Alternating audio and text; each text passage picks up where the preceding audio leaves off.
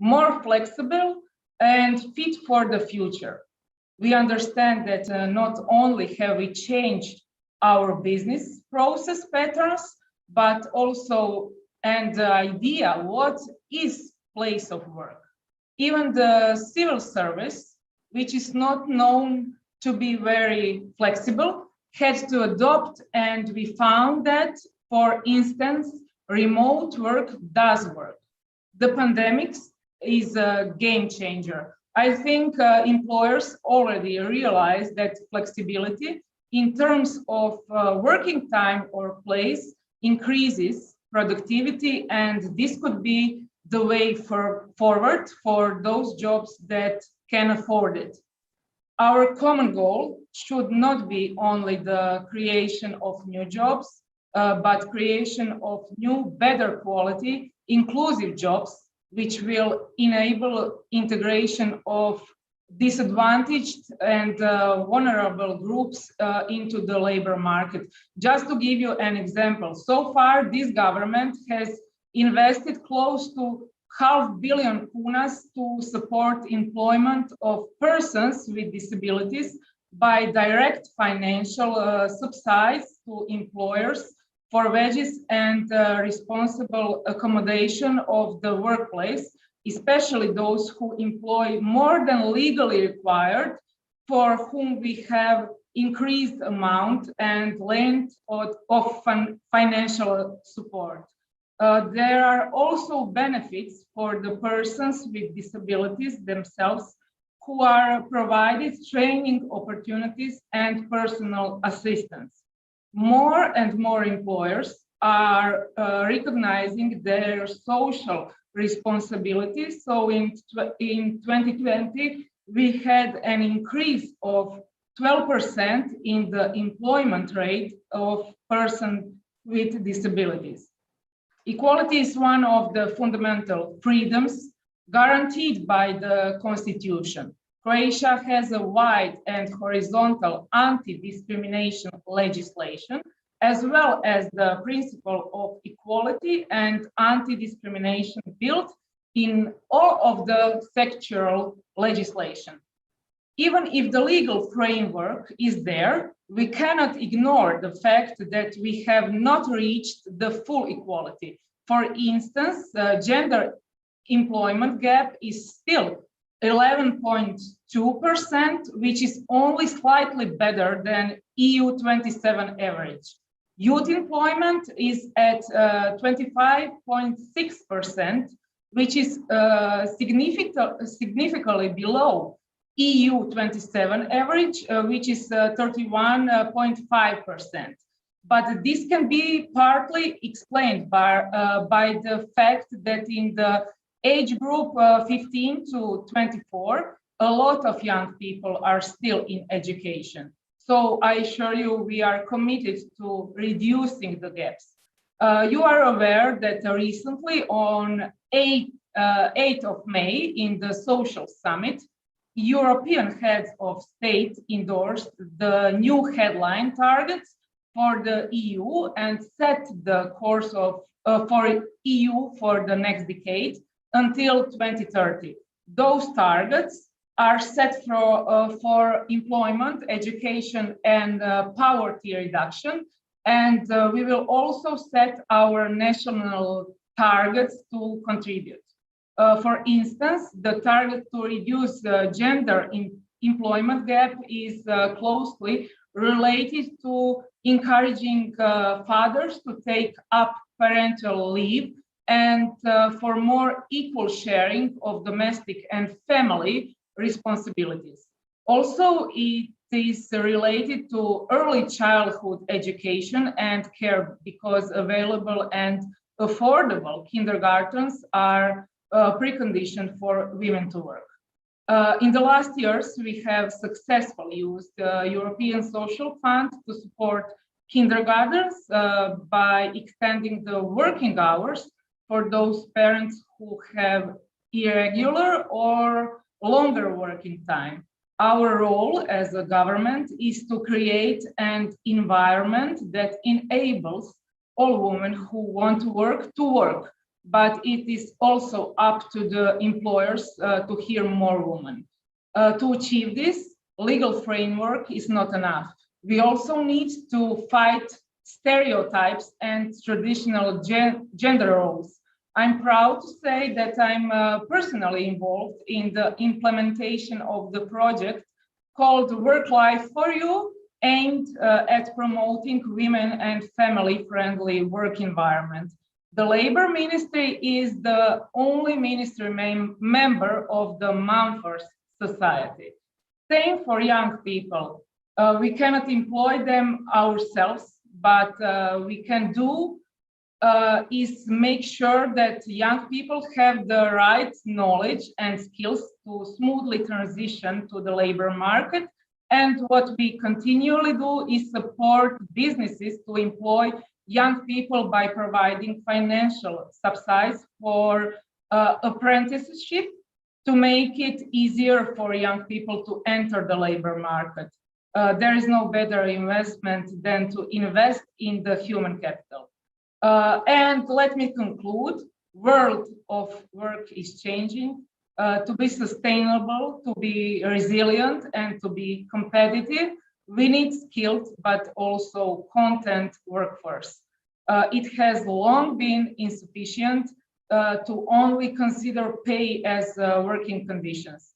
Nowadays, as productivity is generally rising, so are the demands and the expectations of workers.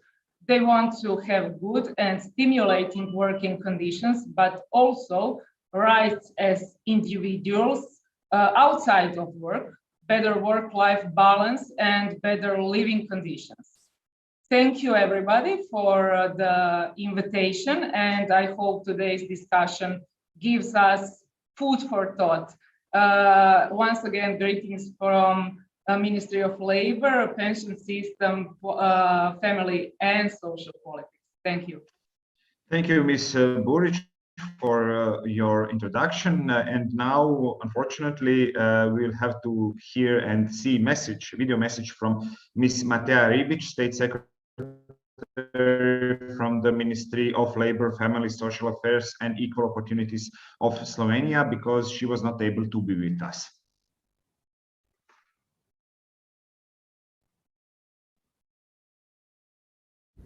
Dear State Secretary Buric, distinguished guests, ladies and gentlemen, it's my great pleasure to participate at today's event. I would like to thank Diversity Charters Croatia and Slovenia for all their efforts in promoting diversity and actively participating in European Diversity Month. Equality and non-discrimination are fundamental human rights and an integral part of the European society. Everyone in the EU should be able to enjoy the same rights and freedoms and participate on the labor market and in the society in an equal manner, regardless of their personal characteristics, be it gender, disability, age, racial or ethnic origin. While the pandemic has affected all of us, its impact was mostly felt by the most vulnerable among us. That's why it is of utmost importance that the recovery is inclusive for all. The pandemic had and still has a major impact on our way of life and work. The measures taken during the lockdown gave us an opportunity to experience some forms of work much quicker than we normally would. We can expect that the share of remote work will also remain high in the future, also due to the green and digital transitions. Let me stress some of our positive experiences with remote work. There is better work-life balance, greater worker hour flexibility, lower costs of work, not to mention the positive effects on the environment. But there are challenges as well which should be addressed. Remote work poses important questions, such as how to supervise working time arrangements, taking into account the right to disconnect, how to ensure the appropriate work equipment, and to prevent additional occupational health and safety risks. While flexible working arrangements enable better work-life balance, they can as well put additional pressure on carers these being predominantly women. Women were among the main agents of support during the pandemic. They also represent the majority of workers in occupational that were at the front line and not possible to do remotely. In addition, they do a lot of informal work and are largely still the main carers in the family. During the crisis, we adopted many measures to lower the pressure of the new normality on women and families, as well as to protect the most vulnerable groups of the population. Although the pandemic is not over, we must also look ahead. Now is the time to act for the well-being of each citizen, not only on the path to recovery, but especially in the green and digital transitions, also taking into account demographic trends. The future labor market must be responsive and resilient, but most of all, it must be inclusive for the whole population.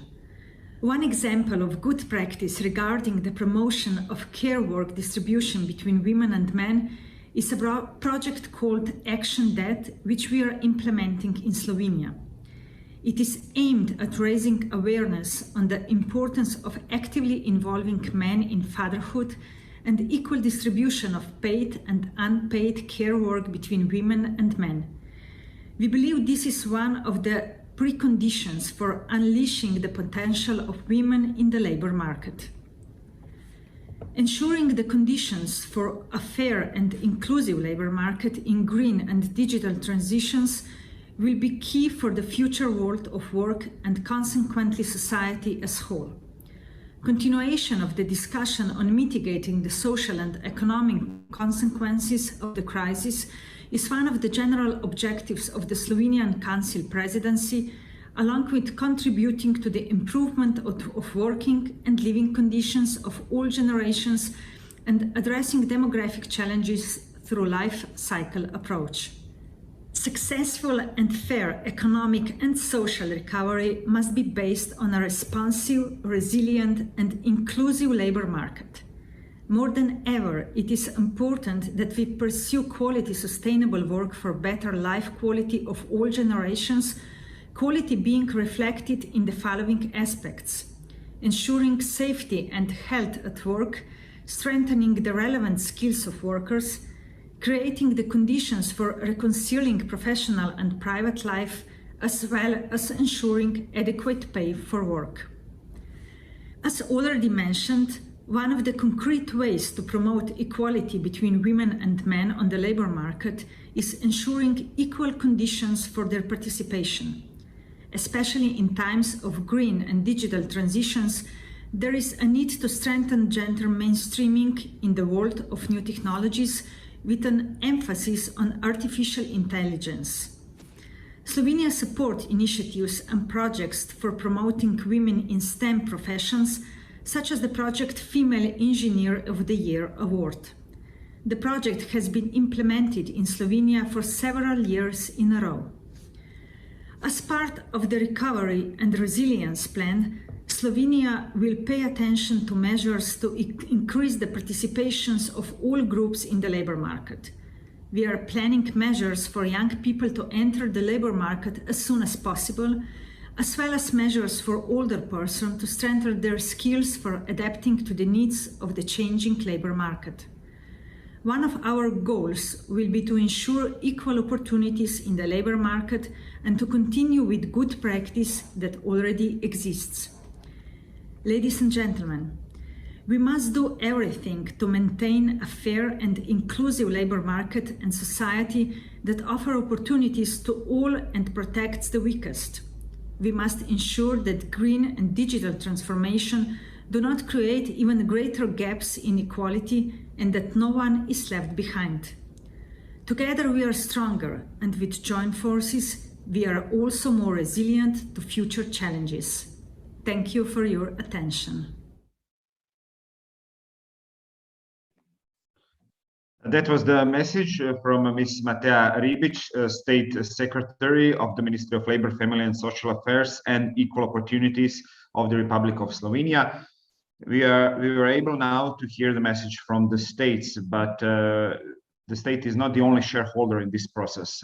We need the cooperation of public institution, of business sector, of non-government civil society organizations. So it is very important to hear their perspective on this issue, especially in the COVID conditions. I'm pleased to introduce you now Barbara Zupancic, Director of the Institute Listina Raznolikosti, Slovenia. Please. Thank you for invitation. Dear State Secretaries from Croatia and Slovenia, Ms. Majda Buric and Ms. Mateja Ribic, dear distinguished guests, ladies and gentlemen. I am happy and deeply honored for the opportunity to greet you all in the name of Slovenian Diversity Charter on this very special joint event with Croatian Diversity Charter. I'm also grateful for this occasion when we will take time and listen to managers, guests of the panel, who are true allies and supporters of the values of diversity, equality, and inclusion. I see today's roundtable as a continuation of the International Roundtable, which we organized last December on International Human Rights Day. And already then, guests opened problems and opportunities, as well as evidence, which supported the fact that diversity, inclusion, and equality or equity are the key for successful fight against pandemic and post-pandemic recovery. We concluded our hot debates with open questions, and we are very proud on 170 Slovenian signatories who cherish and nurture values of D&I among their employees. Looking at the announcements of events taking place across Europe this month, I can only observe that they are asking all the similar questions everywhere, and many hopes for a way out of these difficult times are placed right on the shoulders of managers. But I say we should be aware of our interdependence, of complementarity, and each member of the society. We all should take responsibility for our actions on a micro or macro level, because this is the only way to a successful and sustainable society. If I present it in a more concrete way as a psychologist who works with people from vulnerable groups every day, besides promoting values of diversity charter in the workplace, people's well-being is affected not only by how they are treated in the companies, but also by policies and actions in a range of sectors, including education, health, social inclusions, and by the efforts of the countries to tackle poverty. And each of these sectors, together with employers and each member of the society, has to take responsibility and act with values. Fortune research just before pandemia hit the world showed that recessions typically haven't been part of the corporate conversation around diversity and inclusion, but that research showed that the D&I efforts present a potent source of strength for organizations as they weather tough times. And we are certainly in tough times now. COVID-19 consequences impacted every member of the society. However, vulnerable groups are the ones who lose the most. And today we are here to speak about companies' good practices, who are a very important part because they are helping the most vulnerable employees or possible employees to survive these tough times, to experience better well-being, more inclusion, equality, which finally, I'm sure, will result in more empathy and belonging. I can confirm that empathy and belonging are crucial in times of crisis. Empathy helps to understand how others experience the world, and it is crucial for more inclusion inside of the company and outside with our clients. So belonging is a completely subjective feeling. You can't demand it from the employees. You can only create conditions to encourage it. So with this strategic approach towards diversity and inclusion, I strongly believe that we can create the conditions for more empathy and belonging of employees, because every crisis, regardless of its origin, generates stress, anxiety, sensitivity, which varies from individual to individual, and that affects work. So for me, the real question in these times is how to address this unique experience of stress, or with other words, how to address unique experience of inclusion of our employees. I strongly believe that times like this should be the moment to stop, to unite and come together. And we should not leave no one behind, as we heard before. I'm happy that in Europe, we stepped together in the celebration of European Diversity Month for the first time this year. And I'm almost sure that this celebration will become tradition. And I strongly believe also that we will create much more joint events with Croatia. We are neighbors after all, and we can learn from each other. I wish us all fruitful discussion and a happy European Diversity Month. It is also said that wise people know how to ask right questions. So let me to be wise, avoiding to struggle finding answers, with asking two simple questions. Isn't diversity and inclusion true story of love? And will us, the present humans, ignore or accept love and harmony? Thank you. I'm looking forward to the discussion.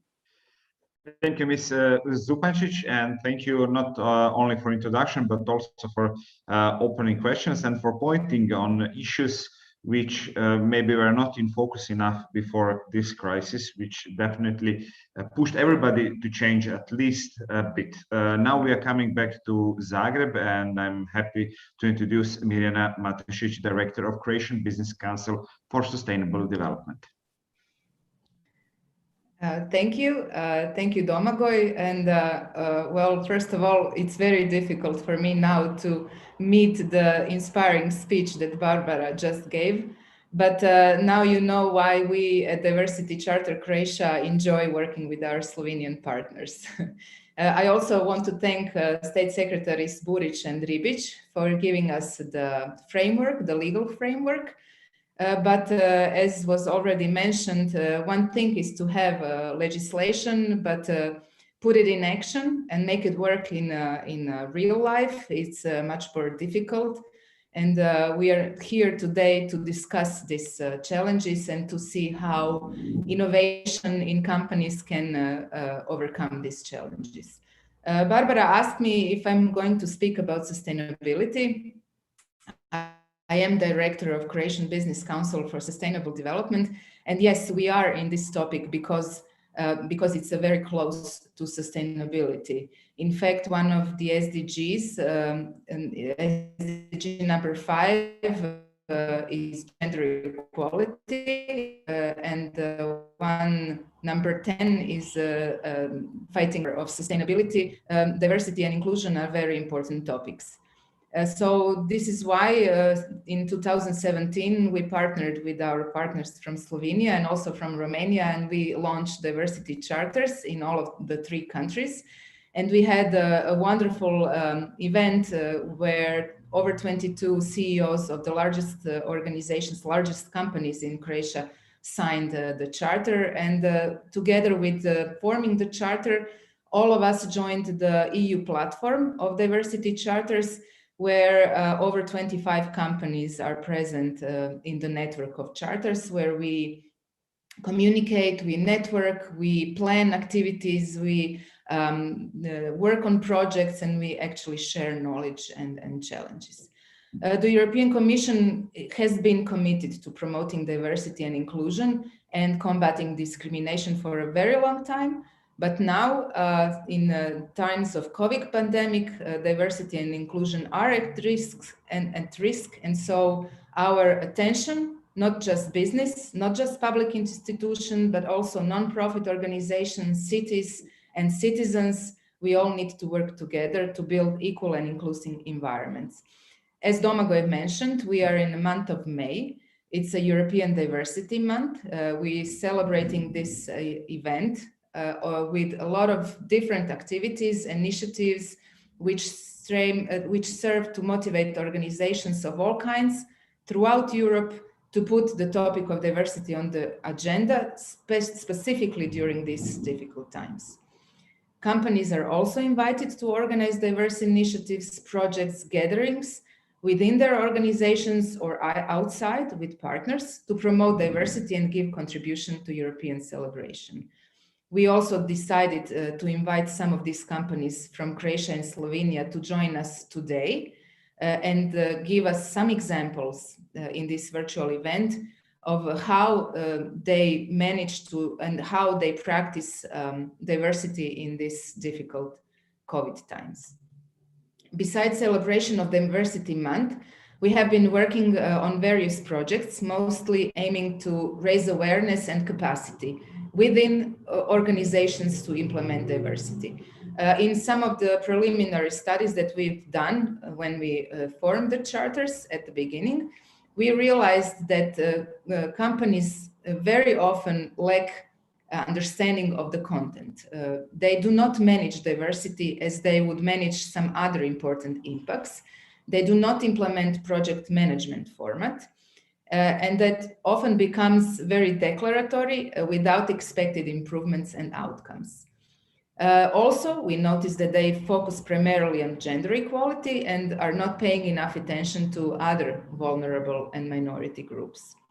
The desire of companies to manage mostly gender equality resulted in a specific group that works under Diversity Charter Croatia, Alliance on Gender Equality. Great initiative with number of great results, but we would like to see that similar alliances be formed around other minority and vulnerable groups as well. Since one of the topics today is also COVID pandemic, we know that COVID pandemic did hit diversity in a specific way. Croatian Employment Agency stated that during pandemic, among people who lost their jobs, there were 37% more women than men. We also know, as State Secretary Ribic mentioned, that women working in service industries were mostly exposed to viruses, and because they work in retail and as nurses, so definitely women carried greater burden of pandemics than men. If we look at some other statistics, according to the same agency, among workers who lost their jobs during pandemics in Croatia, 57% were over 50. Also, mostly jobs were lost by workers who have temporary contracts, among which majority are young people under 29 years of age. This means that every sixth young person in Croatia lost their job during pandemics, what made their unemployment rate increasing twice the rate of regular unemployment. So obviously diversity is very important to help spread this burden of pandemics more evenly. Our latest project that we have been working on is developing modular trainings with 7 modules that cover various types of minority and vulnerable groups to help experts in companies and other organizations implement the right measures to improve diversity in their organizations and to manage diversity as any other important impact.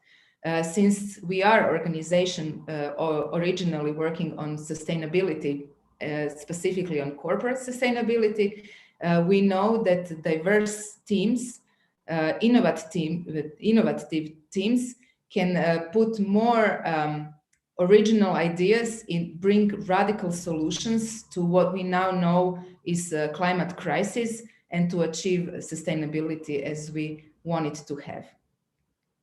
During pandemics, since last year, we have been collecting good practices on how companies reacted to this new situation regarding their employees. And we realized that companies, in fact, have done some great things to give support to this in these difficult times. We have collected and published a lot of such examples, but today we would like to hear, to have you hear some of these good examples in person. And so we have invited some of the company representatives that share these good examples with us to share this knowledge and experiences with you. So I'm very happy and looking forward to what's coming next. Domagoj. Thank you, Ms. Matišić, and thank you, Ms. Zupanić, of course, and everybody else. So from the last 2 discussions, I choose keywords, if you ask me. We are obviously looking for innovative, radical, and inspiring solutions. So that is something what we will try to find out in the next discussion. I also invite everybody to join us through chat if you have any questions or suggestions for my next guests and panelists, and I'm happy to present them to you if you don't know them yet. First with us will be Miss Medea Lončar. She's a CEO for Slovenia and Croatia in Siemens. Welcome.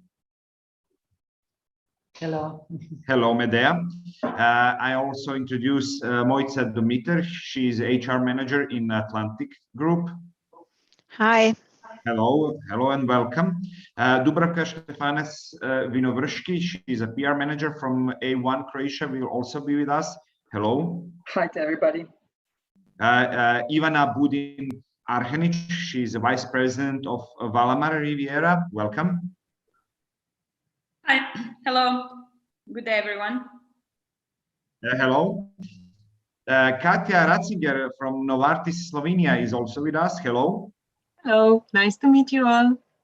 Hello and welcome. And at the end, Ivan Jankovic, he's a people and culture delivery manager in IKEA for Southeast Europe. Hello.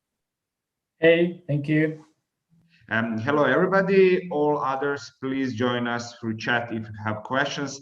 We will start with Ms. Lončar, and first question or from us is to present your perspective and your experience of key challenges you faced during this pandemic in your company. Thank you for the invitation to this event. I think it's very important to discuss also and to somehow reflect everything that we have learned during this very unusual time.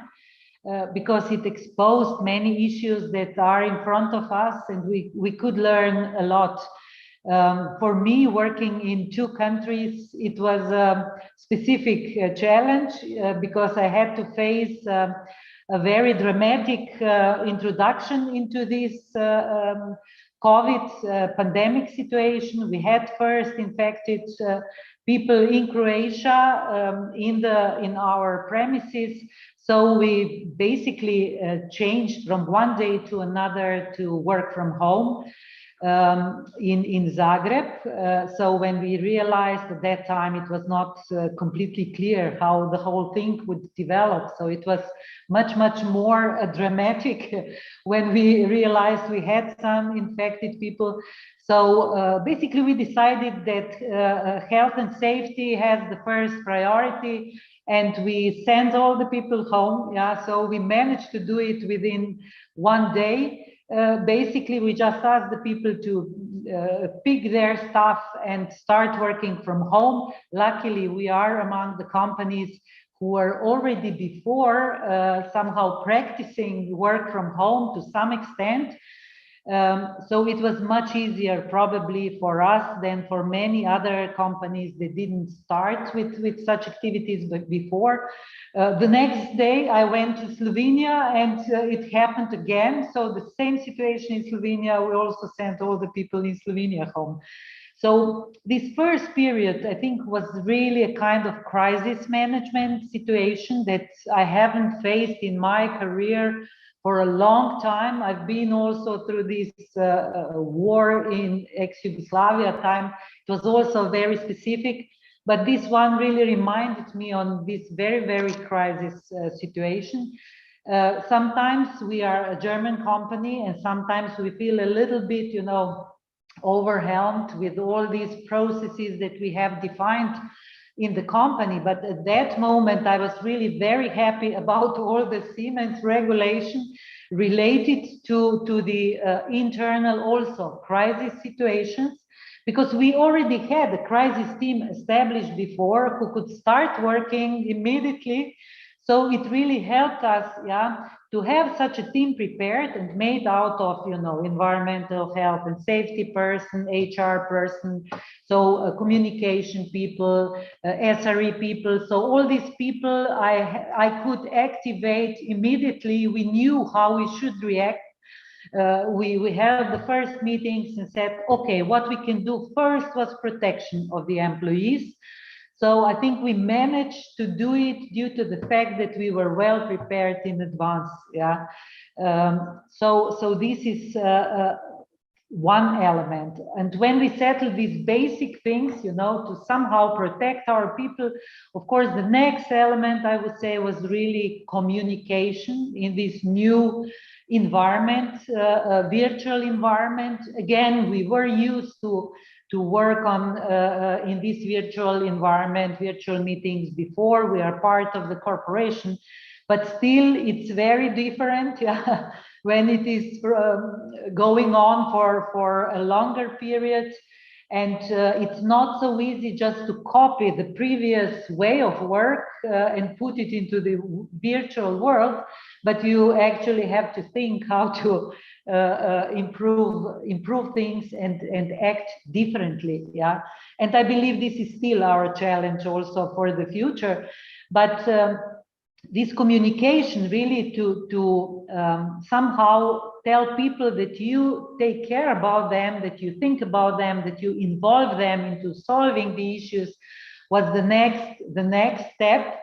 Of course, a very important step, how to continue the business. Yeah, first we said, okay, let's keep our people safe, and now, okay, how we can really continue the business efficiently, because if we want to have our people safe, we have to keep their also jobs, and we really have to be very active here.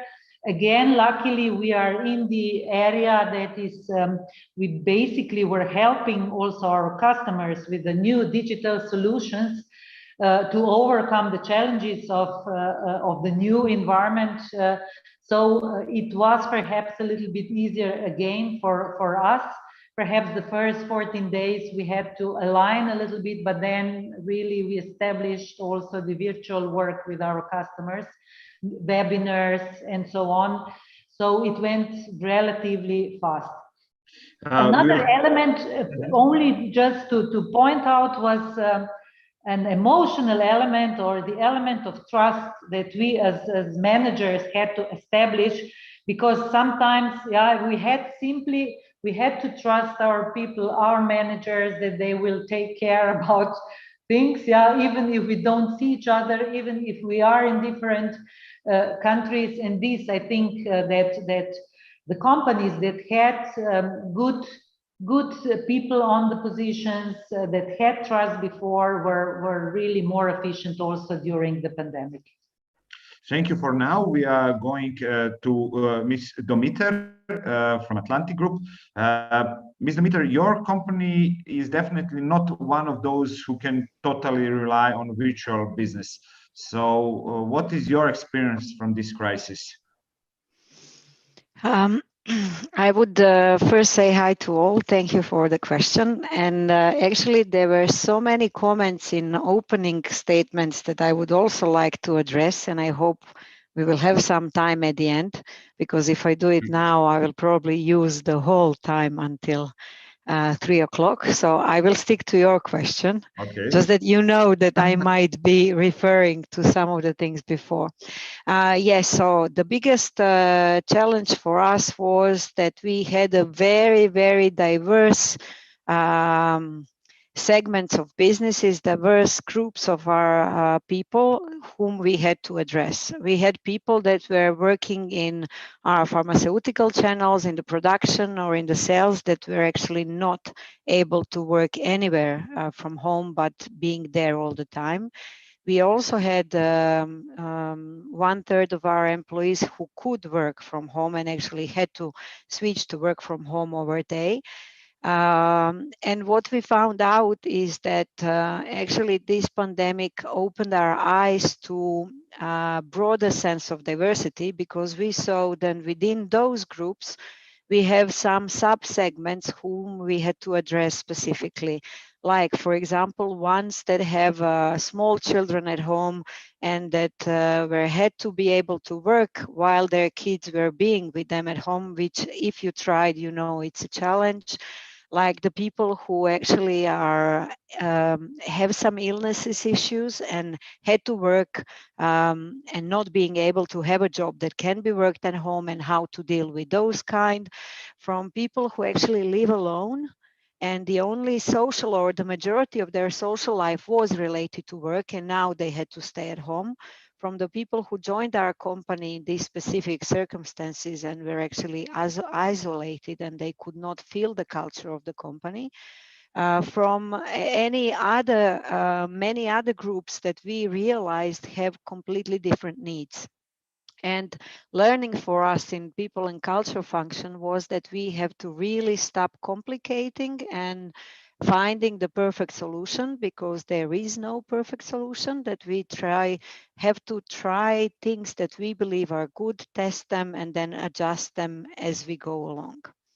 And another thing that I would add, and I will not now brag about examples of what we did, because I think this is not the main aim of this conversation, is that companies that were taking care of their people before, I think in this crisis only showed even more how they really managed to do that successfully. So companies who were not doing that before actually did not do much during this crisis. And as it often happens, the crisis just kind of put to the extremes things that were happening before.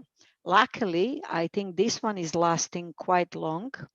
I say luckily because, like in anything else, we can take this as an advantage and as an opening eyes. And I see that a lot of companies are now pressured by all the sides to actually change the things. And only one last remark.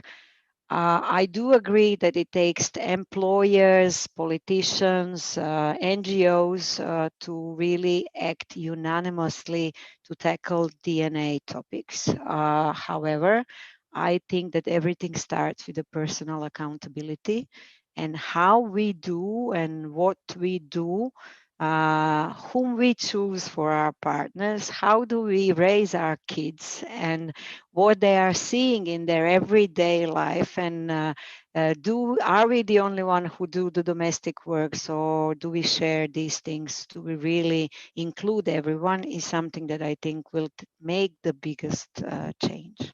So that's all from my side now. Thank you for now.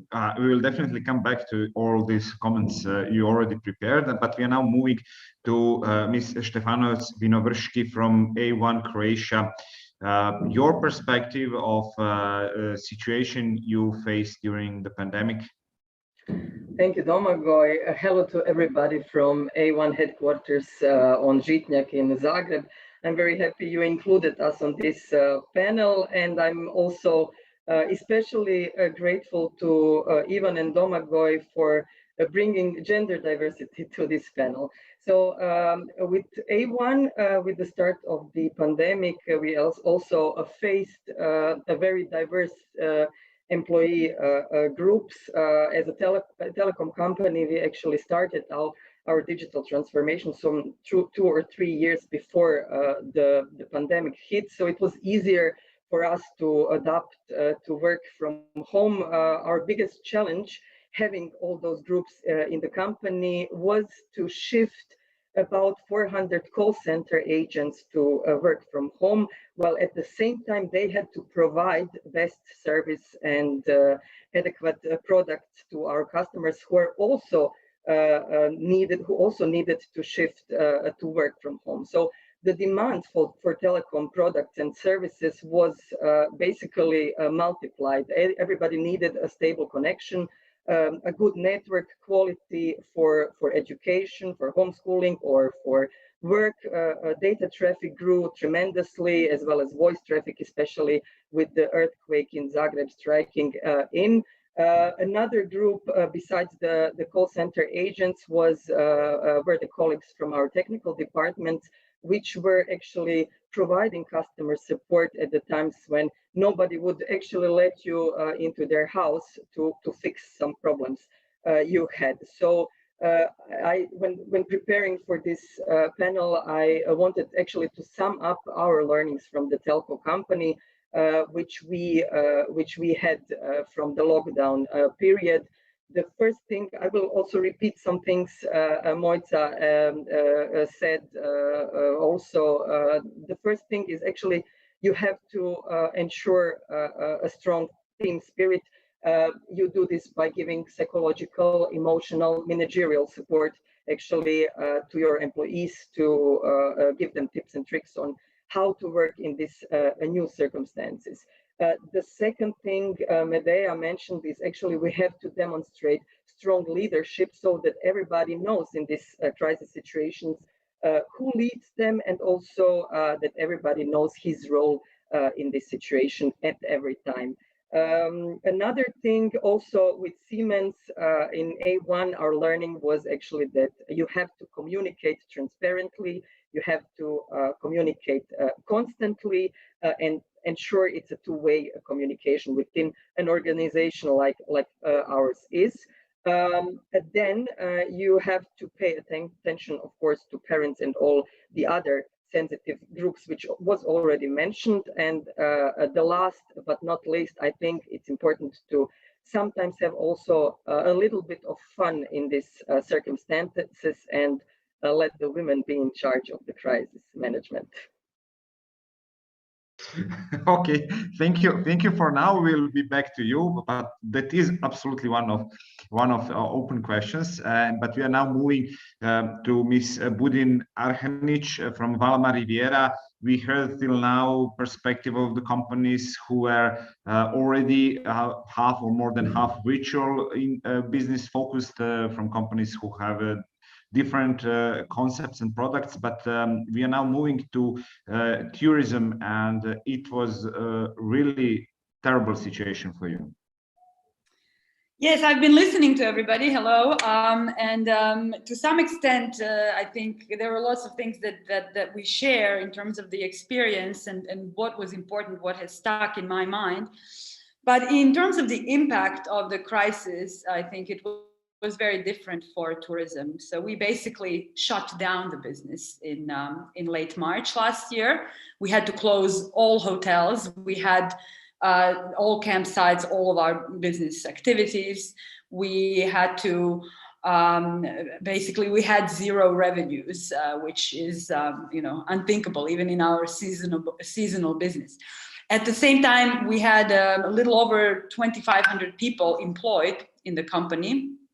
And there was a lot of uncertainty, as you know. Nobody could predict how long is this going to last. When is it going to be over? And we were hoping actually that it might be faster than it was, because now we are 1 year out and we are still in the pandemic. So we did a lot of different things. I think actually we managed this incredible crisis for our business quite well in the end. Looking back, we are satisfied, I guess, within the context of what we've achieved, but it wasn't easy. The first and foremost kind of activity was how do we protect the jobs? And I think we are still today 1 year out with all the same employees that we had at the beginning of the crisis. This is also due to the government programs which were mentioned earlier in the panel. So we managed to protect employment, and this was our main objective. We were the first company in Croatia, I believe, to launch this job protection program that we called Pause Restart. We launched it last year on March 24th. It was only 10 days after we had closed all the hotels, because we thought it was our first priority to communicate to the company and the employees, that their livelihoods are going to be okay, and that the company is going to continue to take care of that, not only for a month or a week or 2 months, but with a program that is sustainable. In this program, what we asked was a lot of solidarity. So I think Ms. Župančić mentioned this before. It's empathy or solidarity. It was a very important aspect of or emotion in managing this crisis in Valamar. And so what we did, we said we're all going to sacrifice for everybody, right? And so we decreased salaries, management decreased salaries the most. Employees were put on the so-called pause program. So when they were not working, they were receiving 60% of their salary. And this still holds true today. So if we do not have work for you, you can be sure that you have 60% of your salary, and management still has reduced salaries up until this day. Also, our shareholders pitched in and said, yes, we're also going to support this program. So they gave up their dividend payments and so forth. So one other learning that we had from this crisis was the importance of having good relationships with our stakeholders. We were always a company that was responsible to all our stakeholders, primarily to our employees, but also our shareholders, our destinations, the local community, also our suppliers. And when this crisis hit, that's when this actually became even more important, so to speak, because we had the trust that we needed from our stakeholders to manage the crisis. So we could go to our suppliers and ask for a 6-month extension on all payments, for example, which our suppliers granted, and so those were, it was a very dramatic time, the beginning of the crisis. But then quickly after that first dramatic phase, once we stabilized the liquidity, the jobs, and the company as such, the main resources, we said, okay, what do we do now? This is going to take a while. How do we prepare for what is coming? And so for the last year, what's also been actually very constructive and very good in Valamar, regardless of the fact that we were at 30% of our usual revenues. So we are really, on our knees. If you look at the business side, we have been really focused on innovation, on new products, on modifying our current products, on preparing the hotels and the campsites for tourism under the new conditions. And this has been actually very stimulating also for those employees who are working on those projects, because we didn't say go home and wait. We said this is going to pass and there will be some other kinds of travel as we go along, and we need to be prepared for travel when it comes back. And we were very well prepared last summer, so that we did have a kind of summer season within what was possible.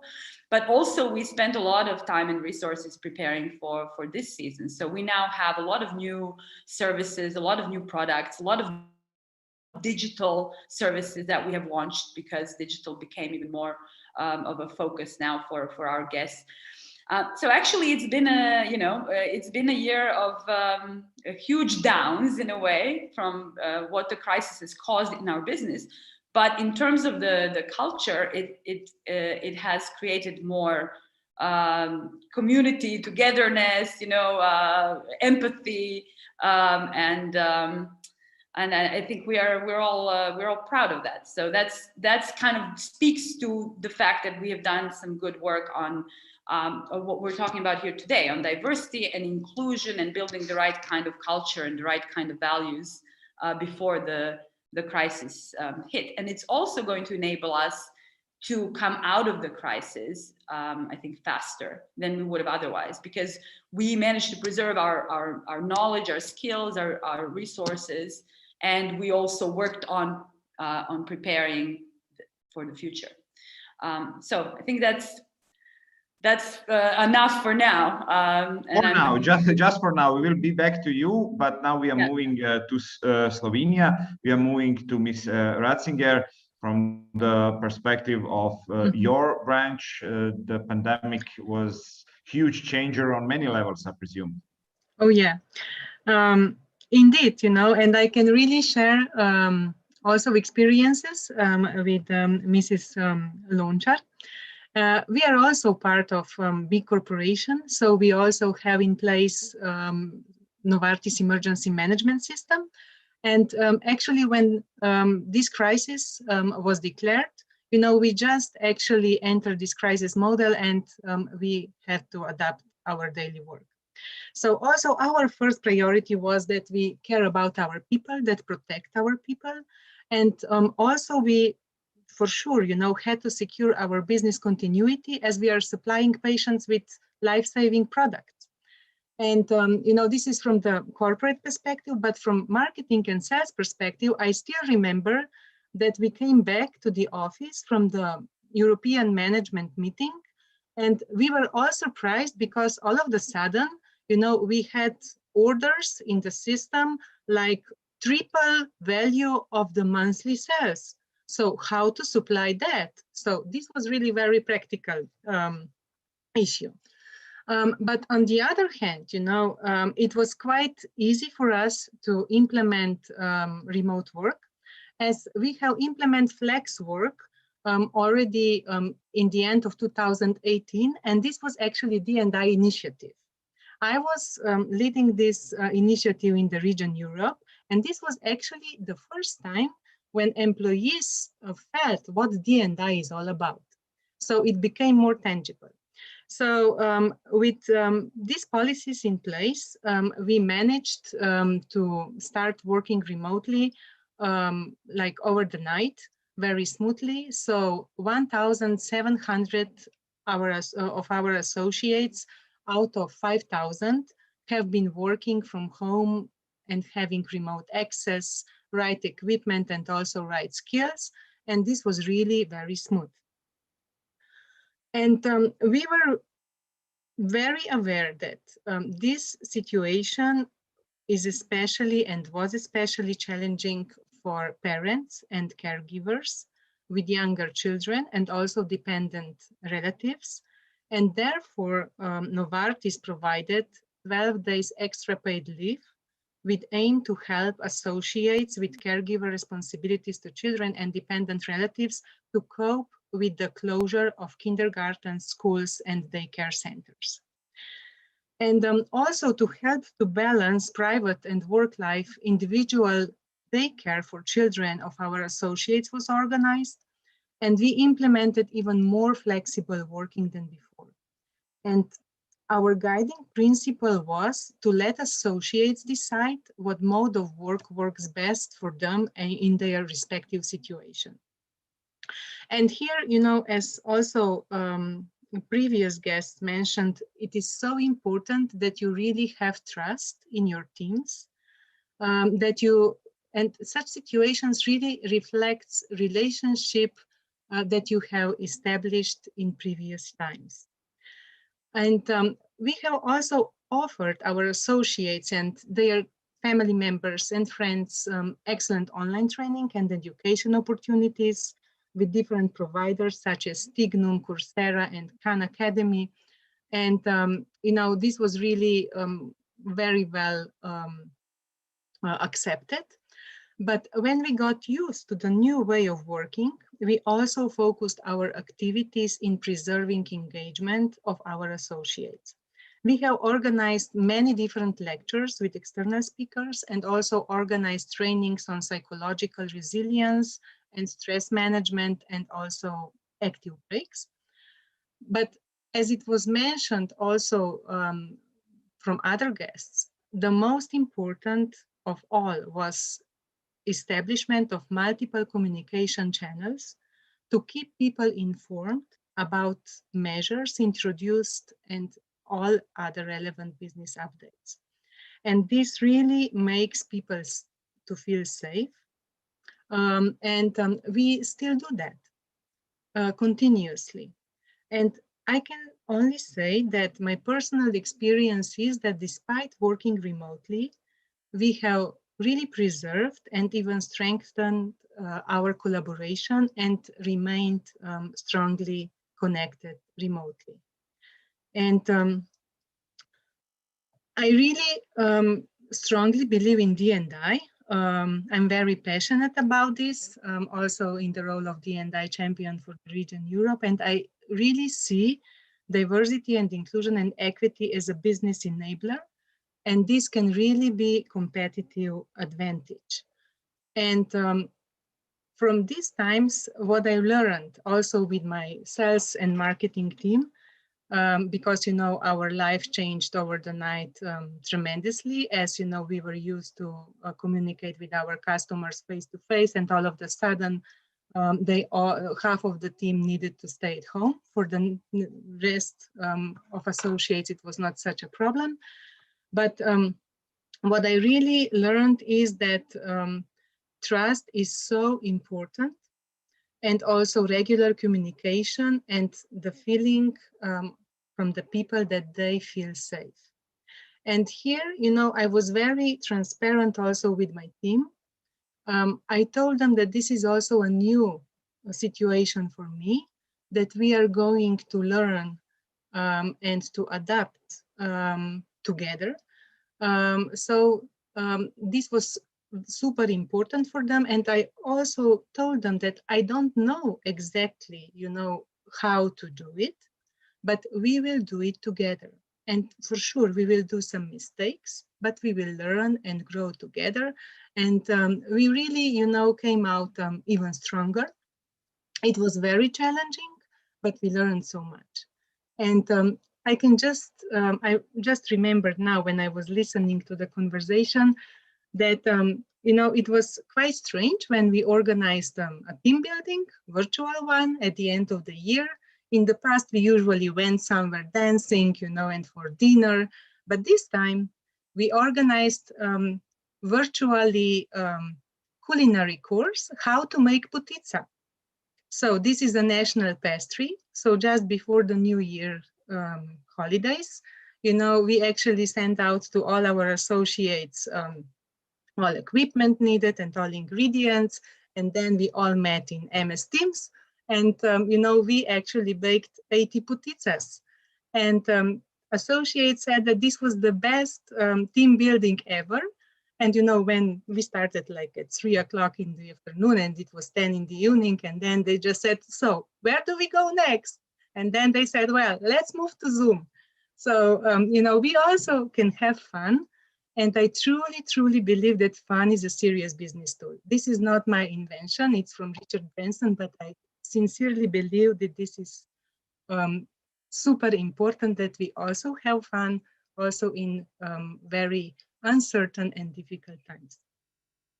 And to be open with employees, like you said at the beginning, it's always helpful and I think right way to approach them. We are moving now to Ivan Jankovic. He is People and Culture Delivery Manager in IKEA. You also are coming from the business which was probably in terrible shock considering operating when pandemic started. Yes, thank you, Domagoj.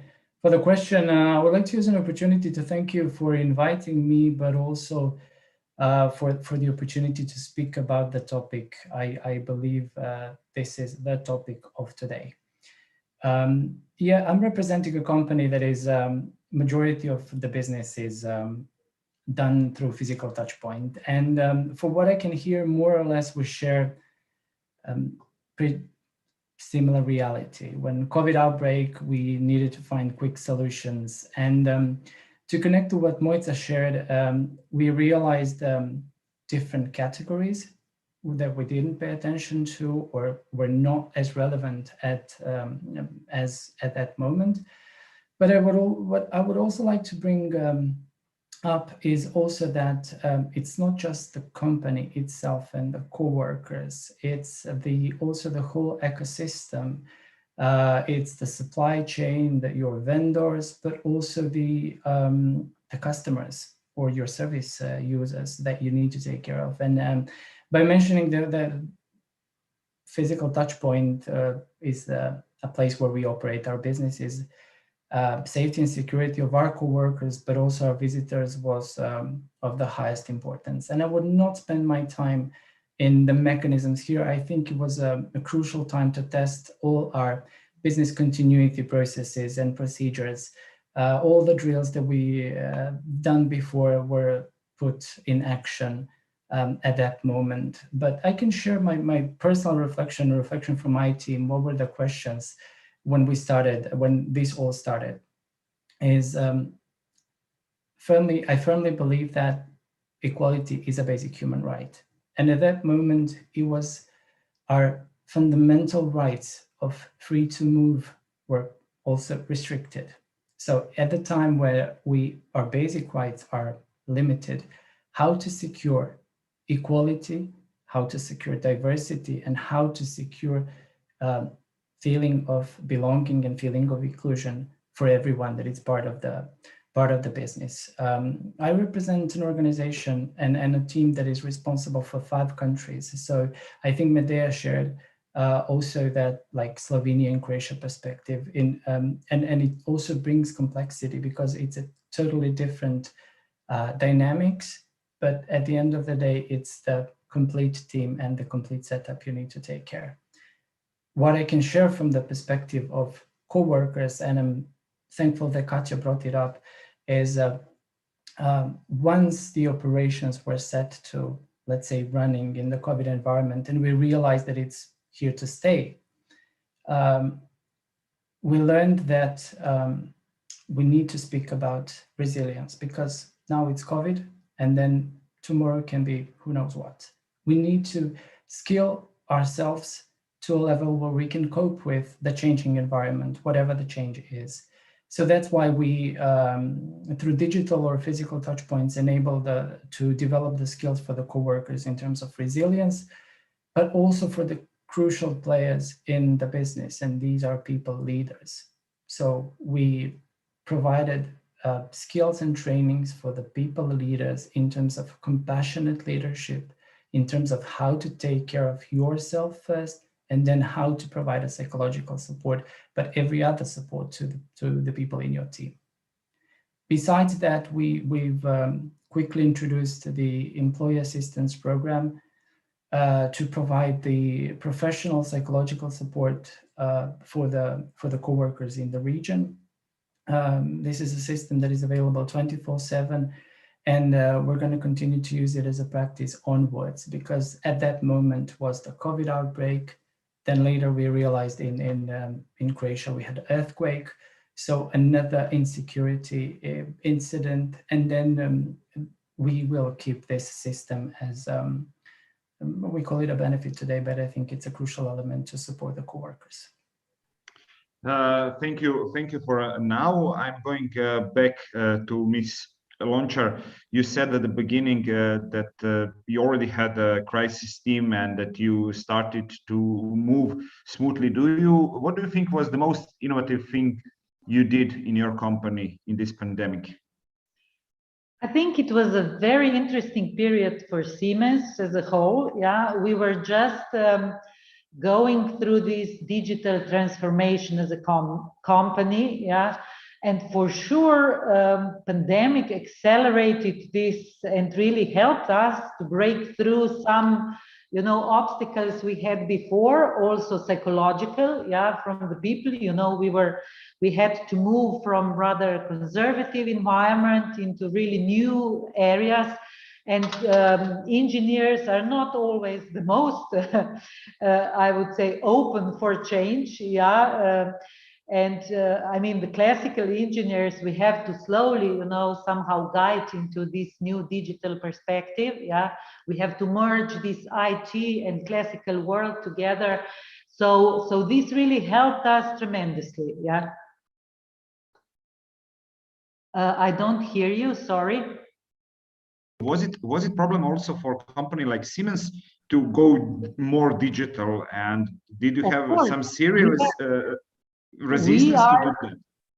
Of course, it was not easy. Why are we changing? We started to change some strategies very few years ago already, and at that time people couldn't understand why are we making some dramatic changes. Perhaps you heard, like in the middle of this epidemic period, we carved out the whole energy sector, because we wanted to have more space really to focus on these digital areas in industry, smart infrastructure. So these were huge, huge, dramatic changes for the company itself. We changed the CEO. I mean, we announced the new CEO in the middle of this epidemic crisis. And I mentioned before also that Siemens was very much regulated company in the past in this German way, but this was the period when Siemens really tested, and it was like a pilot phase to test more agility. They gave us really a lot of freedom also on the local level. Let's go now from IT to tourism back. Because Ms. Budin Arhanic, you told us that you had to do some innovative things. What do you think is the most innovative transition or new solution you faced in your company?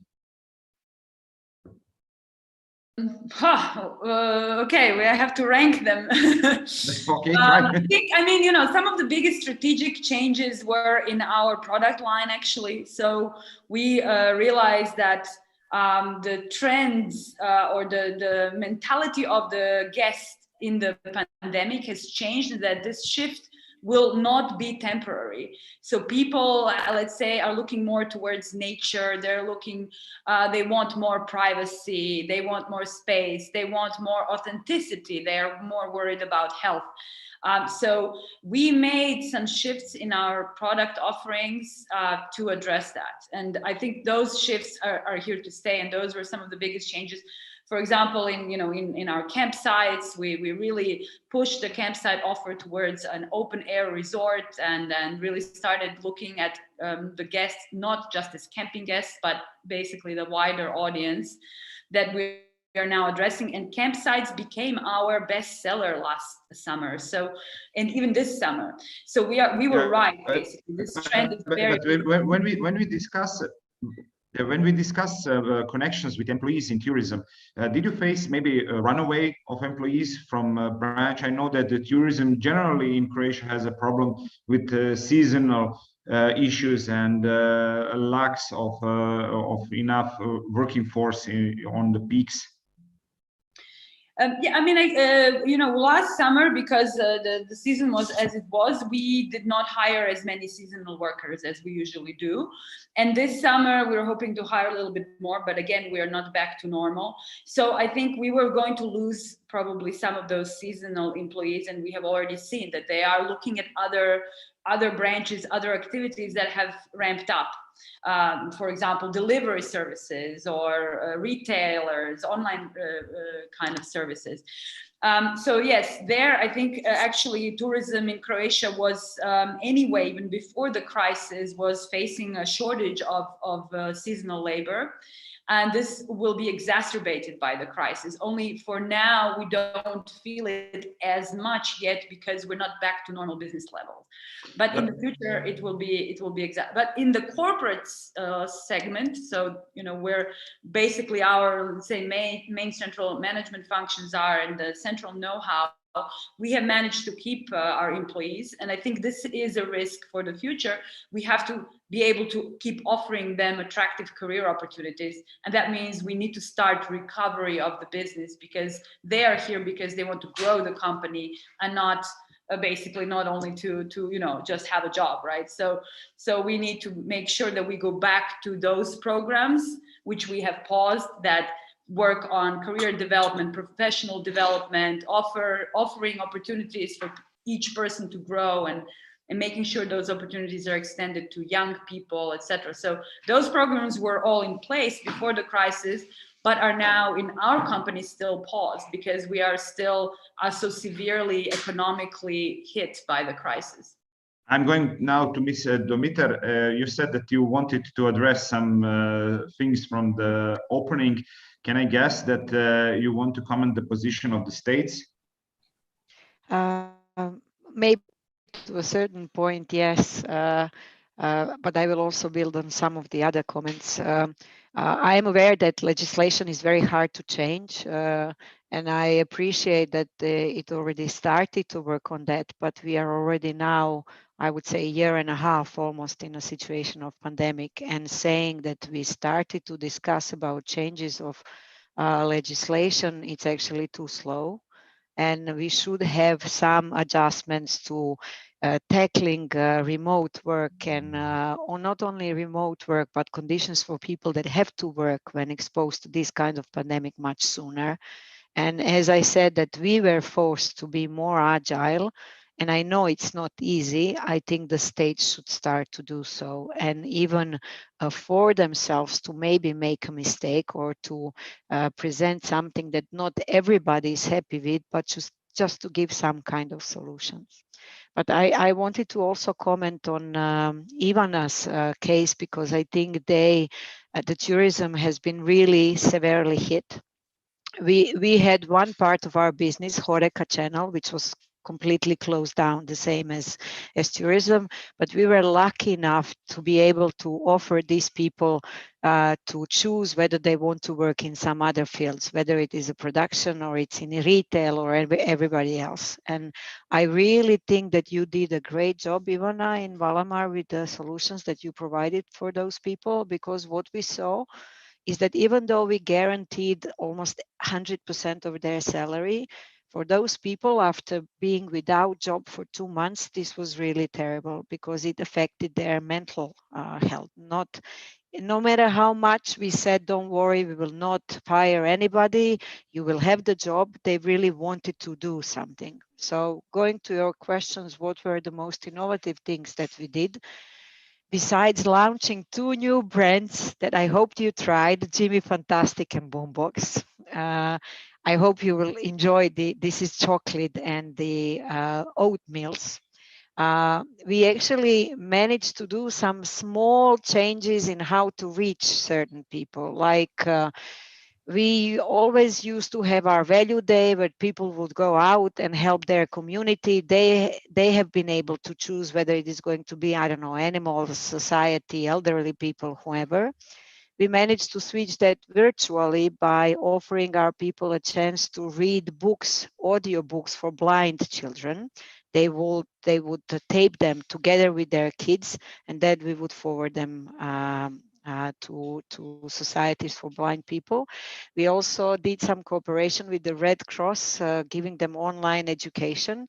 And for our guys, this felt very important because they felt that they could give, especially when the earthquake happens. Also, small things. We, like many other companies, had a big deal of these sports weekends and activities. Now we have our internal trainers that are actually giving an online yoga, high intensity and the Pilates classes. And for our colleagues, it is cool that is our colleague teaching them, not some professional external, even though we offer these things as well. And what else was quite well perceived by others, and this was mentioned by, I think, Katya and several others about having fun. We had the Atlantic roulette games. So you could apply for roulette and then you were randomly assigned to having a virtual coffee with a colleague. That was across, we work in Macedonia, Austria, Serbia, Bosnia, Croatia, Slovenia. So you could get anybody from anywhere, in Russia. So we also provided them translators if needed, because they don't all speak the same language. And this was actually perceived as quite a lot of fun. But these are all small things. And I can't say, there is one big innovative thing that I could put forward, but it's, I would say, showing people that you really care by doing small things that matter. Besides those important things like, okay, you will keep your job, we will maintain the basic salary and all the conditions you have, and we will give you support primarily through your managers. Yeah, going now to Ms. Stefanac Winovrski, you also said at the beginning that you had a big challenge with call center people working from home. I really cannot imagine to be employed in call center with family, with kids around me, and to deal with this kind of issues. How would that went out for the beginning? And second of all, what about corporate culture in a situation in which you have to join new people totally virtually to your company? Well, with the call center, it went actually very well. Being a digital company, we already have a lot of digital tools and equipment which was provided to employees also when being in the office. So the shift was actually bringing all those equipment home. We were very, very tolerant towards parents, knowing that they're coping actually with their parental role. And this was actually the main thing which I mentioned, working with managers and making them aware that employees and that their people actually are struggling with those both roles, with the professional and the private one at home. So we were very, very tolerant towards the daily organization of the parents. So it went very well. In terms of onboarding new employees, we had also very much employees who joined us during March 2020. And basically, we switched everything to digital. We had, for example, employee introduction day where we had a socialization also with our managerial team. But switching to work from home, we made everything digital. And actually, for our digital onboarding, we also received some international awards we're very, very proud of. I could mention a lot of initiatives which were going on and which were very creative during the pandemic times.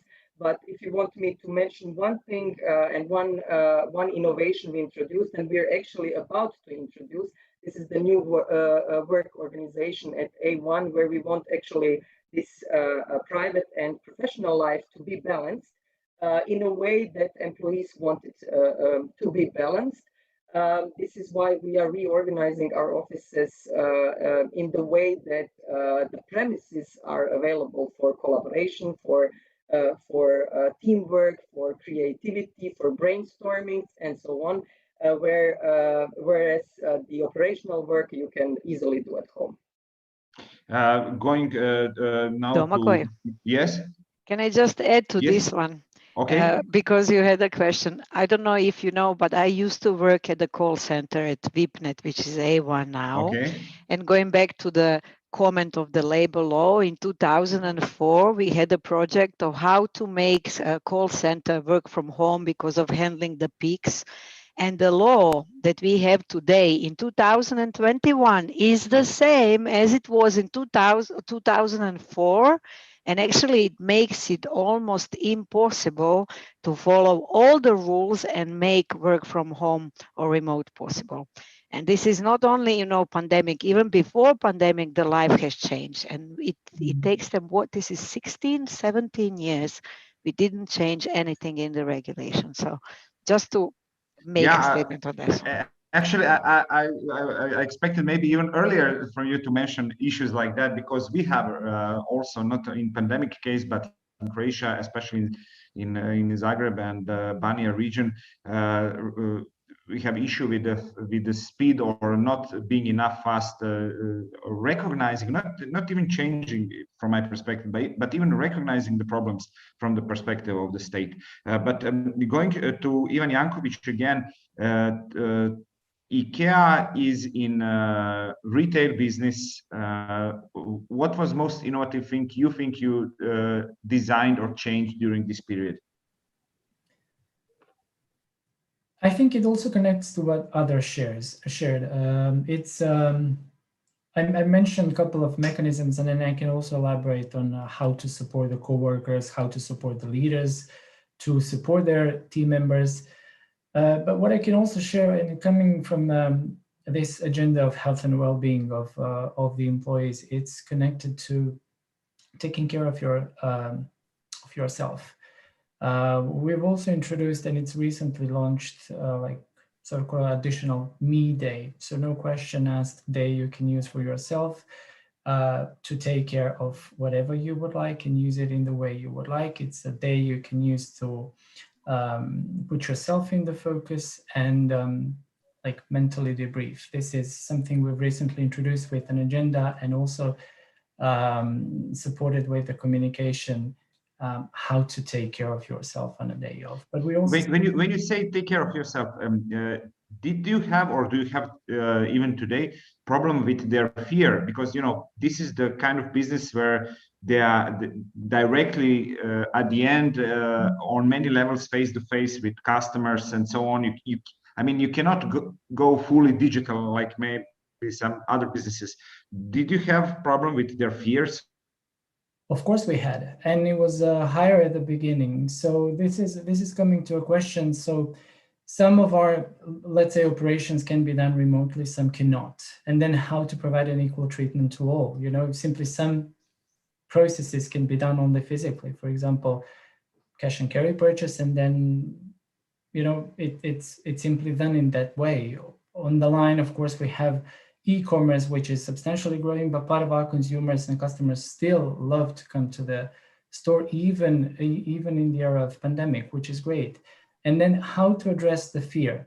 At the beginning, it was first like, we need to secure the highest possible security processes. So how to protect ourselves from getting infected, but also to enable coworkers to share. I don't feel okay with this. And then to commit to share this within the teams, and then to find the best possible solution on a team level, how to secure everyone is happy with the solution, but also on the same side to provide the best possible service for the customers. Okay, going now to Ms. Ratzinger. I don't know if it is too difficult for you to compare, but in those companies who work in almost all states around the world, can you compare situation? Do you think that you had in your division or in your in states you are covering, did you saw something what was more innovative than in some other states, or do you think that you can show us some practice from other states which was much better? Well, I think that, you know, we all tried to learn from each other and to share best practices. And I believe, you know, that situations also from the customer accessibility was very different in different markets. But what was in common, at least from the sales and marketing perspective, what I can share is what was also mentioned by Mrs. Lunčar, that actually, you know, we everything became much faster with regards to digitalization. Not in our case, digitalization within the company, but with relations to the customers. So, you know, this crisis really speeded up many processes. And on the other hand, we really, you know, also accelerated remote interaction also by upgrading skills of our associates. And what was mentioned before was that, you know, also our associates who are actually going in the field on a regular basis and facing customers every day, you know, face to face, they were not able to do their jobs. And they also felt somehow not useful. And what we did in Slovenia was that, okay, we really engage them, you know, in trainings, in different kind of getting new skills, but also we actually invited them into production. So they helped in the production lines, and they felt really proud because they actually felt that they are really meeting the purpose. And this was really great. And they also had then stories to share with their customers later on. But coming back to diversity and what was also mentioned in the beginning, I really, you know, what I did with my team, I really listened them a lot, you know, and I gave them the floor to express all their fears and concerns and everything. And this was the most valuable for them. And I started really to paint together with them brighter future. So let's create our future together. Now this is the momentum that we can really do something differently. And what I did was that I actually started to build intentionally diverse teams. So people might be working together for 10 years in the same company, but they never collaborated with each other. So I mixed those teams, and this really, actually, you know, this is a cognitive diversity, which I'm very much interested in, brought so many great solutions. And now, you know, what we realized, and it is interrelated, is that if we want to really leverage this cognitive diversity, so how people think and solve problems, we need to establish psychological safe environment where everybody feels valued, respected, and heard, and safe to make mistakes. And now psychological safety is actually our diversity and inclusion priority in Sandoz, in region Europe, to build this this year. And this is really a journey. And just before our session, I was holding a workshop for my D&I champions across region Europe so that we really, roll out this different mindset, this different approach. And this is so important. And this can be really such competitive advantage. And also about, D&I, we had yesterday Diversity and Inclusion Day in Sandoz. So it was all day, globally organized. And we had different lectures, from racism to equality work to green work environment. So it is really so important that we persist and that we actually increase awareness. Ms. Launcher, you wanted to react? Yes, I just wanted to say that there are some very simple things that I realized were very important, additionally to what Mrs. Rasinger said, because, for instance, mentoring, I realized that mentoring, it's can be a very, very important tool in such times, also in normal times. I was mentor accidentally, not intentionally, I'm a mentor, but to several women in times of COVID in Croatia, in Slovenia, and they had very, very similar issues. Ambitious young women, very successful managerial positions with children, with same situations, and they really just needed somebody who told them, you don't need to be perfect, please leave some things, and sometimes it's enough, to be a human being and really listen to them and just tell them you don't need to be perfect, so it's not necessarily a high-end digital invention, but it can be really more focused on discussion, and this mentoring can really be a very useful thing. Ms. Launcher, one question more for you now, following what you said, right? What was most difficult thing for you dealing with company, with your employees during the pandemic? What was the most challenging the aim or the thing you had to do? For me, especially, I realized, I had my own subordinates. And when I realized how hard it is for them and that some are very close to burnout, it became, and I really tried to relax them, I talked to them, but I knew not all of my colleagues are doing the same.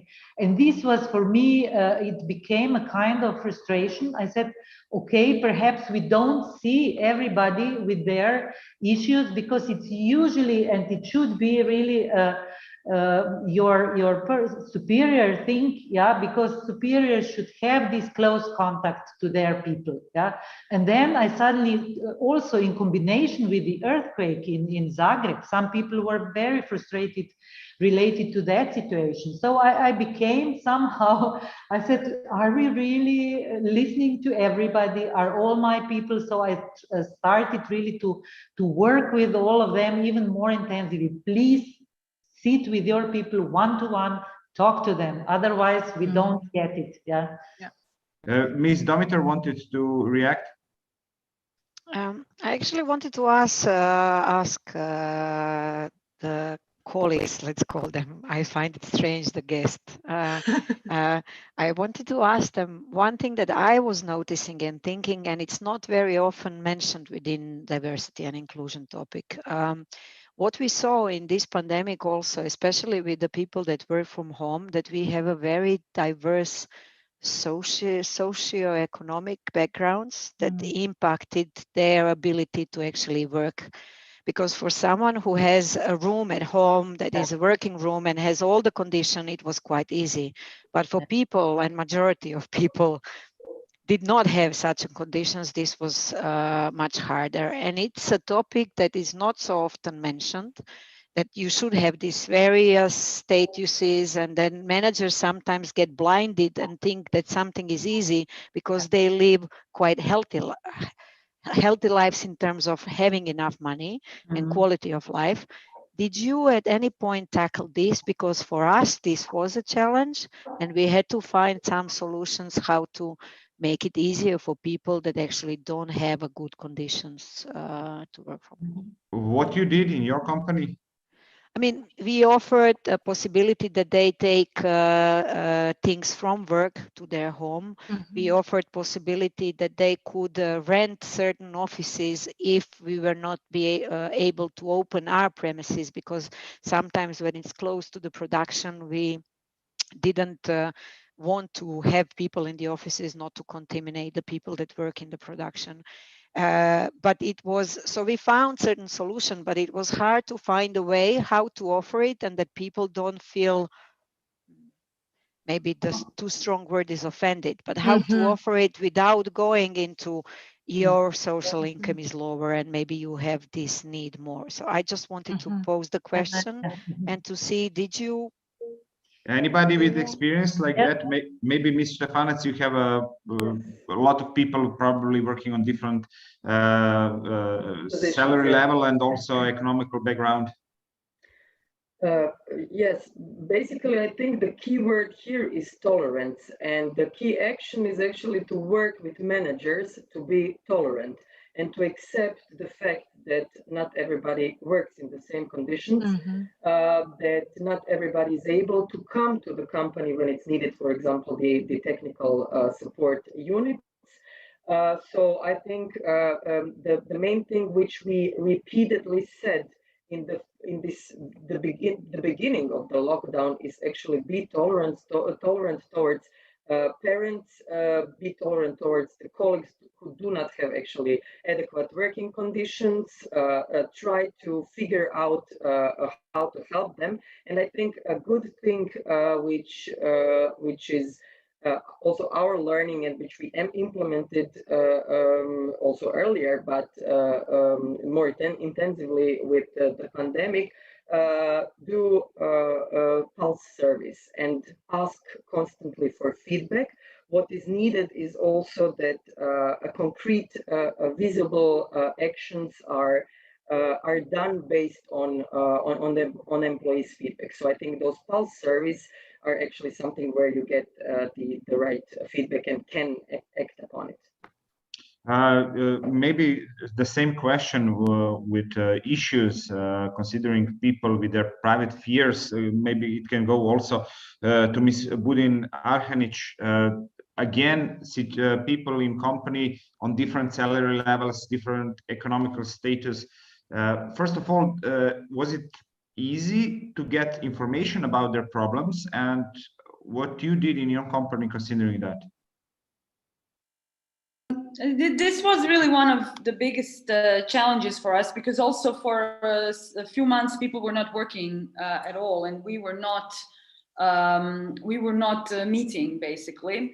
Of course, some of the corporate people worked from home, but it wasn't anywhere sort of on the scale like some of the other companies.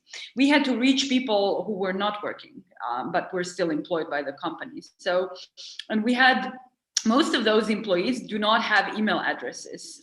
So once you go into the hotel and camping, the operational employees, they are not on their computers because they don't have computers. They don't need computers for what their regular job is, or even sometimes mobile phones. So reaching them was really a tough issue for us. The first communication is very important. So, I mean, I think probably everybody will tell you the same thing. You organize communication throughout the organization via the basic organizational structure. That was key. Again, like we heard, the management has to really know what they are, how they are communicating to their teams. And so you have to first, teach the managers how they communicate with their teams. But when at the beginning, when we wanted to send an all company communication from the CEO in late March, we actually had no way of doing that. It was an interesting challenge because we didn't have personal phone numbers of everybody, even in our systems. So emails also. So we took a while to try to collect this information, and then we actually created a live stream on YouTube, and we used our neighbors here in Istria, Infobip, to send text messages. Actually, we tried to use our telecom provider, but they had a fire in their server, some setup. It wasn't A1. On the day of trying to send this message to 2,500 people that they should, click on the link and see the CEO who wants to tell them how we're going to deal with this crisis. So it was quite dramatic, but then we ended up sending these text messages via Infobip, basically. But it was really, that's when we realized that we're not set up for this situation from a digital point of view. So then after a while, we got some other kind of ways of communicating, but communication was key, and especially with people who were on pause, who were not working. And also what's key is that you give people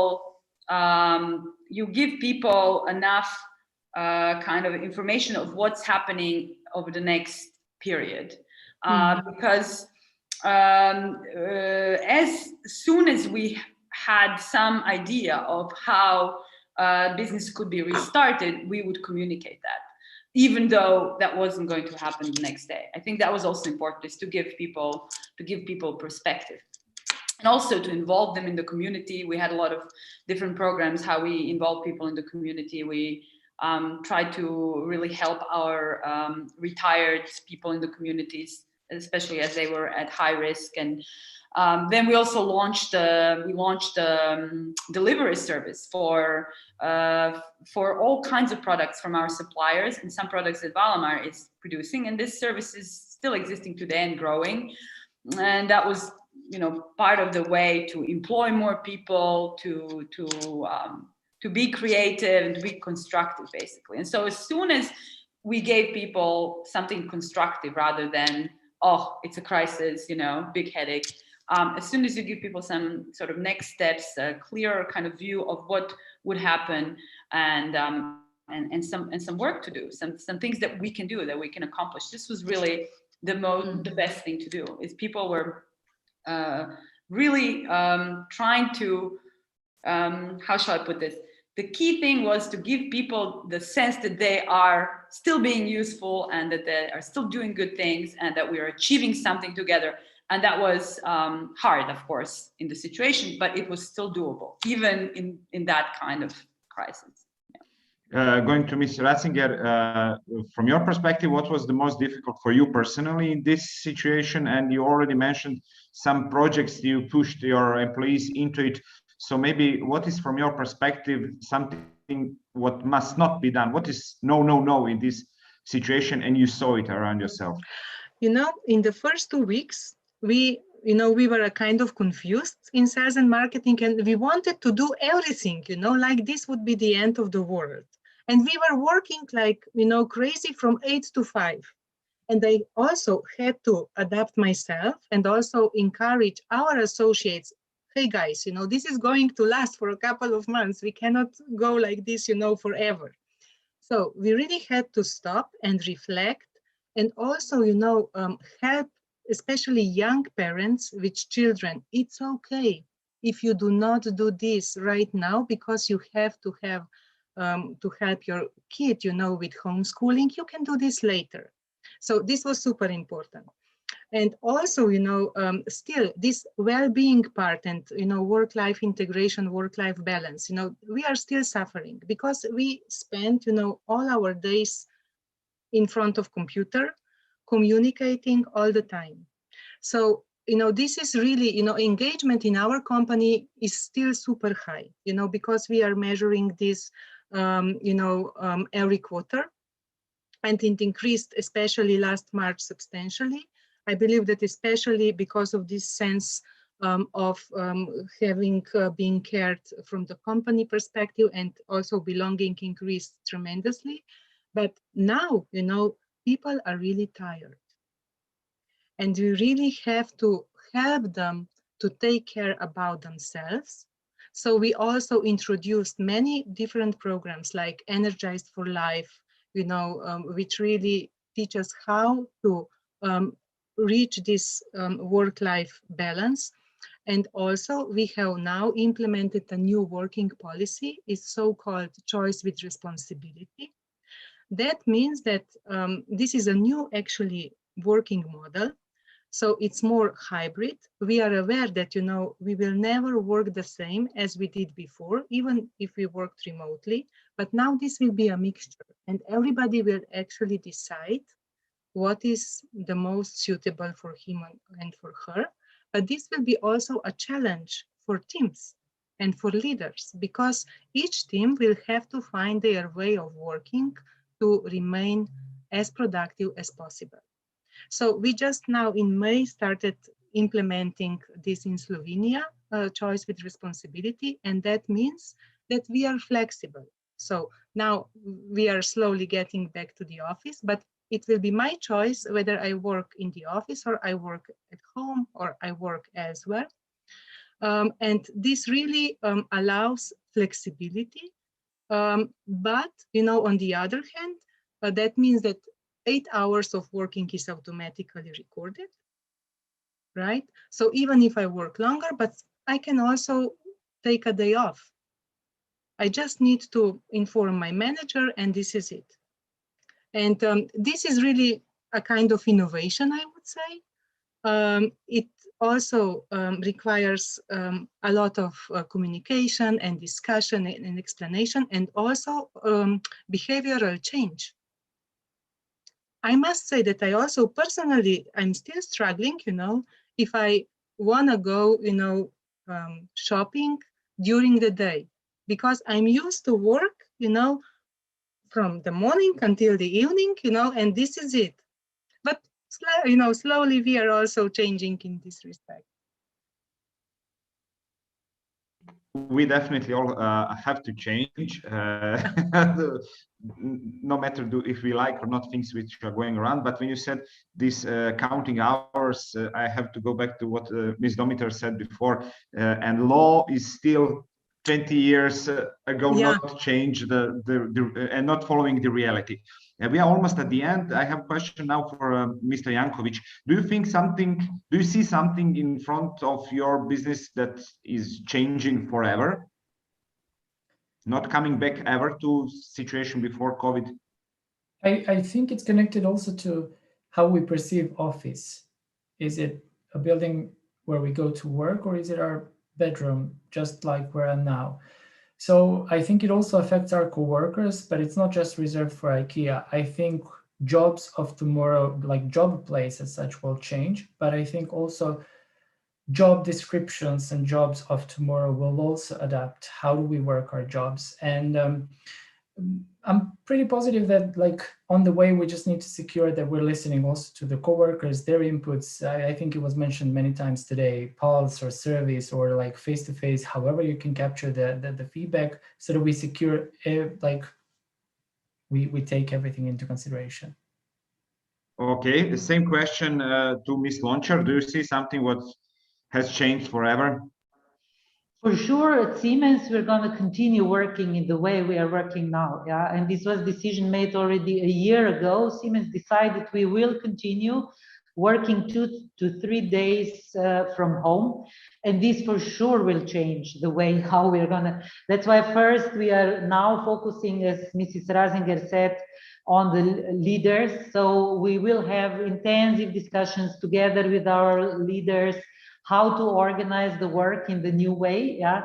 Also, our offices will change. Many things will change. Yeah. And this will, as you said, change also the whole society for the future. So we are stepping in a very, very different way now. What is also one positive element out of it is really this learning, democratization of learning, I would say.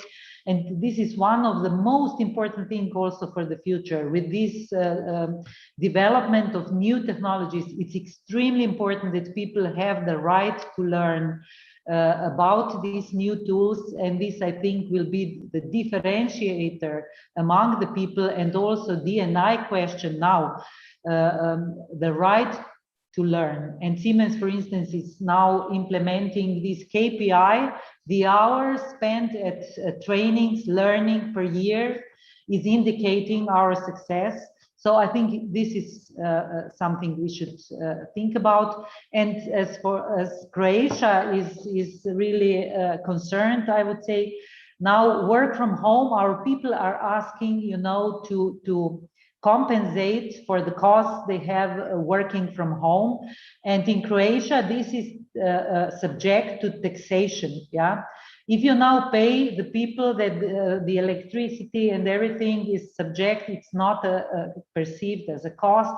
So I believe this is a small thing that could be changed really fast. Otherwise, Croatia will be really also in corporations perceived in a different way than other countries. In Slovenia, this is already settled. In Austria, it's settled, but not in Croatia. Yeah, okay. This is the country in which even the paying for sleeping for employees or partners was recognized also as a gift or something like that. So it is huge. It is a part of bigger problem, I would say, in Croatia. We show it as a transport. Yes. So yes. This is our workaround. We did not calculate down the transport, but we also calculate this. But it is only a temporary. Way, but it's it's not the final solution. It is not. It shouldn't be difficult. I think we can all agree to fix it. Ms. Domitar, what will change forever, and do you like it? Well, everything and nothing. I think that all of the experience is actually changing us and putting us in a position that we have to grow and learn more. However, I do believe that as a social beings, we will always strive to be, I don't know, connected, recognized for what we do. And this is the basic thing that are going to remain the same. However, maybe the channels and the way we do it is going to be different. So I think that's all. Everybody before said certain things that are very concrete. I would leave it a little bit philosophical. Okay, same question to Ms. Stefanac. Also, not only if you're afraid or not of things which are changed forever, but do you think it is a danger or is it opportunity? It's absolutely an opportunity. You have asked a person actually from a telco. So with 5G and the industry revolution which is coming, we certainly don't know at the moment which is waiting and which is changing permanently.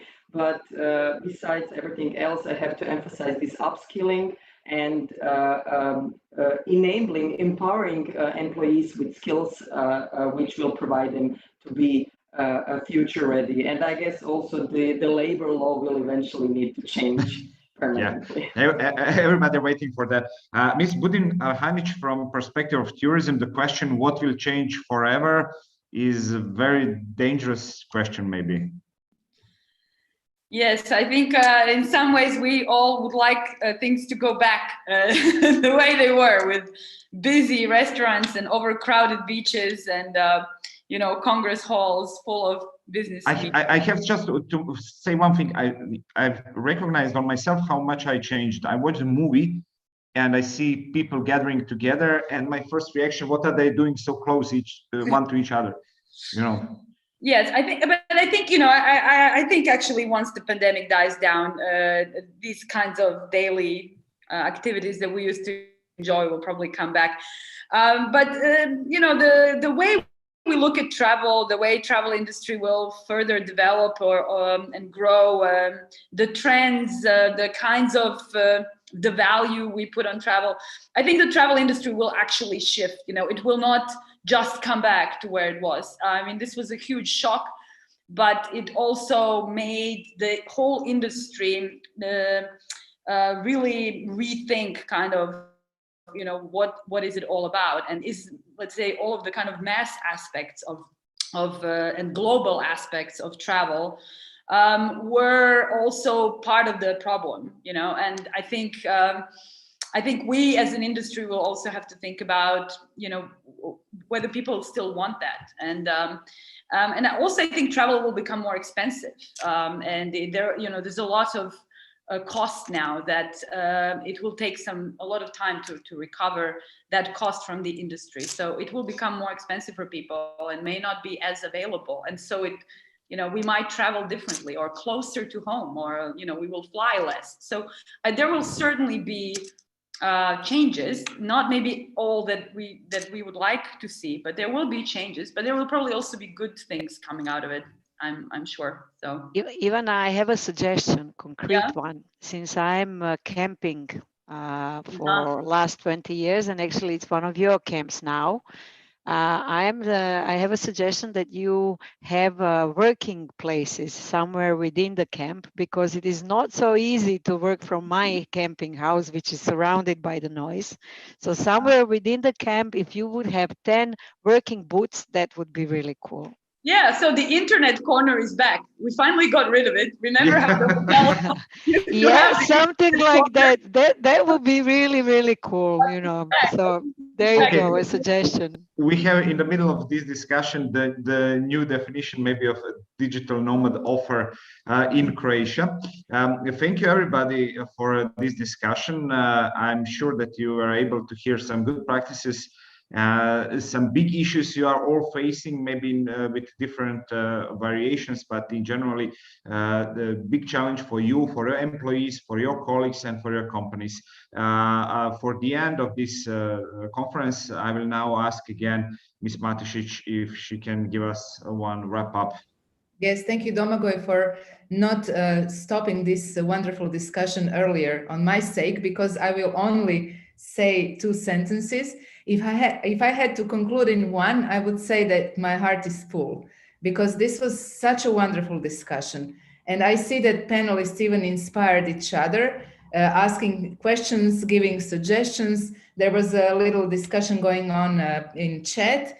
And so I just hope that this event inspired not just the panelists, but also the other participants, because the whole point of speaking with each other like this is to share ideas, to share creativity and innovation, to be competitive with each other, to copy paste from each other, to help make this society a better place.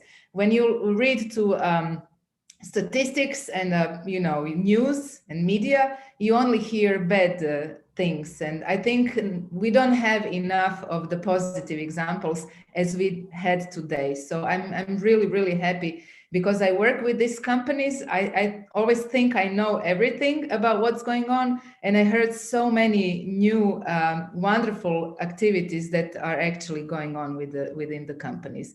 Ms. Lonchard mentioned mentorship, so I just want to invite every one of you to follow our pages, our social media and websites, because within the project we are developing with our Slovenian and Romanian partners, there will also be a mentorship program meant for businesses, for companies to join in. So please, if you feel like, do so.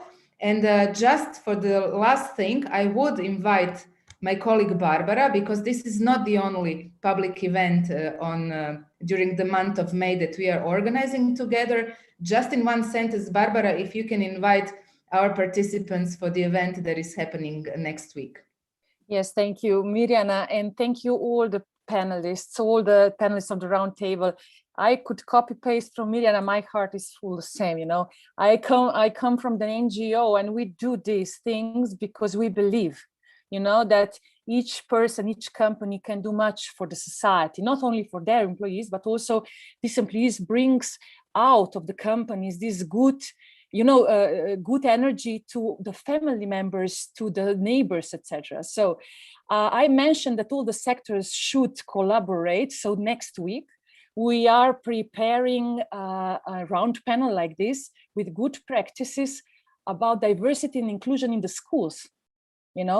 What happened in times of COVID? How did they do with these different needs of their school members, but also what they did with their employees? So how did they do the work-life balance of the teachers, and on the other hand, how do they presented the equality, equal opportunity to schools. You mentioned that employees have different houses, different ways of working. It happened the same for the schools. Children were not equal in these times. We had closure for 4.5 months of schools. So I'm working with children with mental health, with special needs. And I can assure you that these closures have affected the children most. I'm really against these closures of the schools, from the little ones to the big ones for the students. So this will be our next week roundtable, and I'm inviting you all to hear what the schools are doing, because we will have even one school that has 25 different languages spoken in their school. So in integration of children with very different countries. So please join us or invite your employees to see which kind of workforce is coming in next future to the companies. Thank you all. Thank you, Barbara. Thank you, Miriam. Thank you all.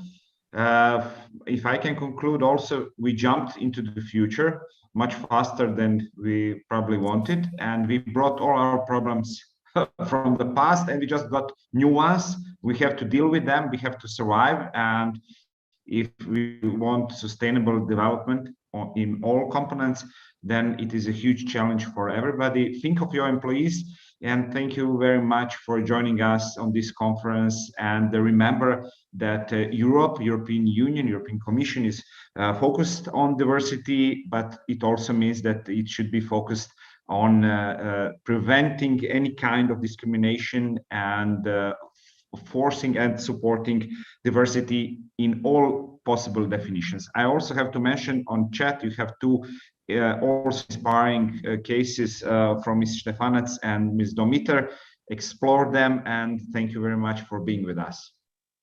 Thank you. Have a nice day. Thank you very much. Bye to all. Thanks. Bye-bye. Bye.